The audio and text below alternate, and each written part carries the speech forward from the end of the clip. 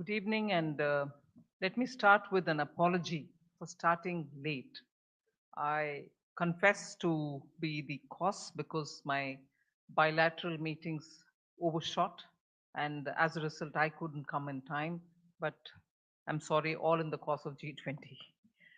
So, um, dear friends and the August gathering, good afternoon.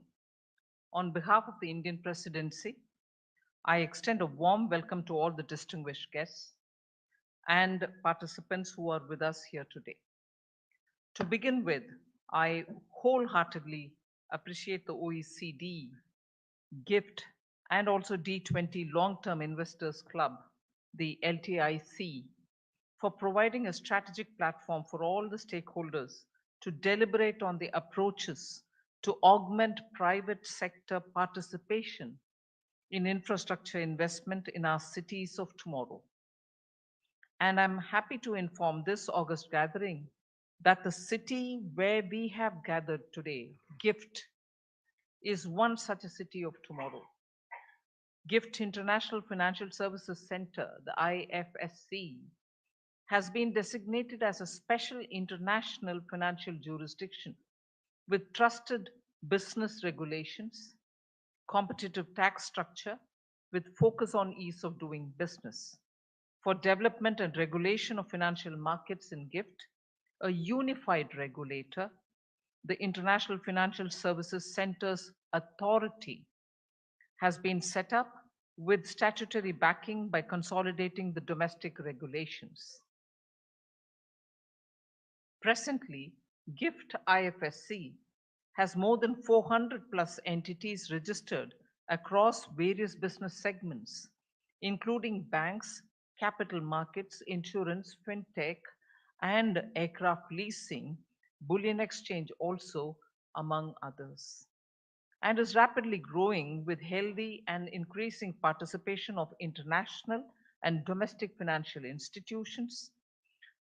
In the context of today's topic under deliberation, financing inclusive, resilient, and sustainable cities of tomorrow, the role of international financial centers like GIFT is very important. Friends, we recognize the potential of infrastructure in delivering public good and enabling shared prosperity, which is the core value underpinning the overall theme of India's presidency, Vasudhaiva Kutumbakam. Cities are engines of economic growth, and robust urban infrastructure is a prerequisite for well functioning cities.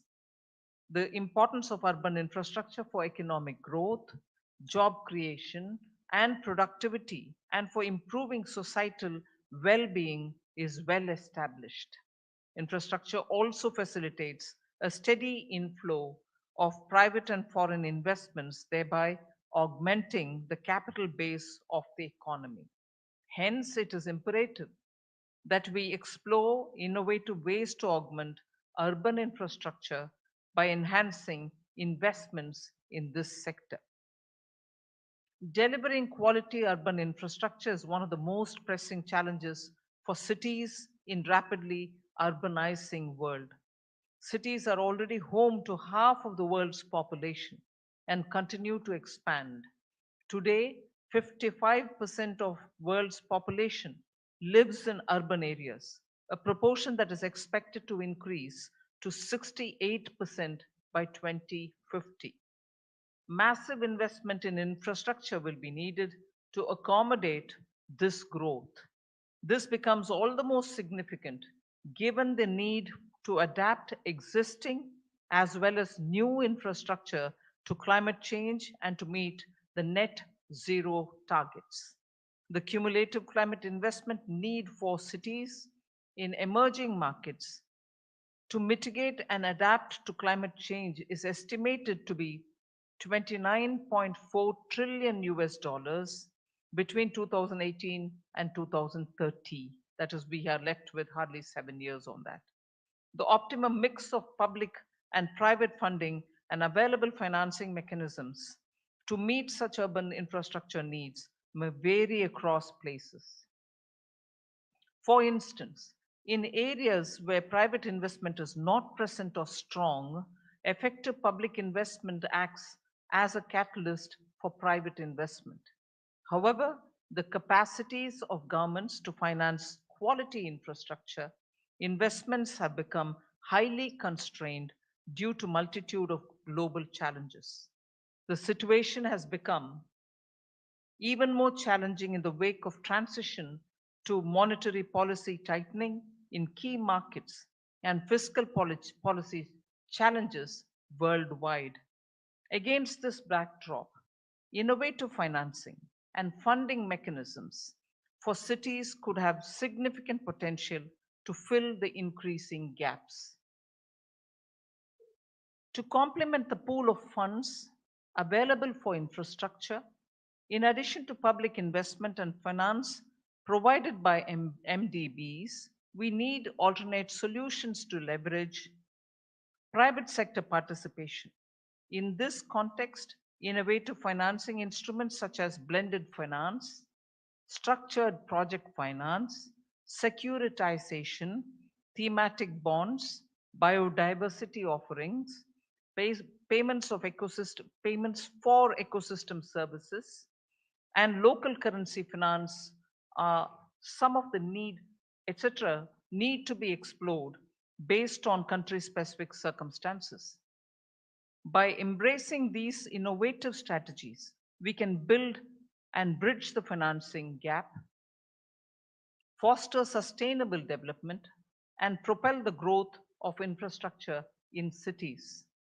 To attract private sector investment and long term institutional capital into urban infrastructure, we need to put in place policies that place a stronger focus on role of urban planning, revenue generation by cities, and with the ring-fenced mechanisms to protect them, legal and institutional frameworks that create confidence.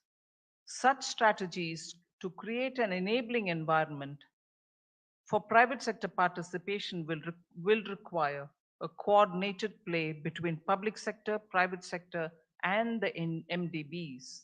Therefore, we must renew our focus on development of an ecosystem of improved creditworthiness of urban local bodies, better institutional capacity, robust financial institutions, and appropriate policy and regulatory framework. We should be conscious of the fact that our investment decisions, as they encompass this critical aspect today, will shape the future of our cities and determine the quality of life for future generations. I'm sure the deliberations since morning have reflected these considerations. I thank the participation and also the participants personally for their valuable time and inputs in the previous session and believe that our efforts towards furthering collaboration between all stakeholders, including MDBs and governments for facilitating urban infrastructure financing, shall be fruitful. Thank you very much.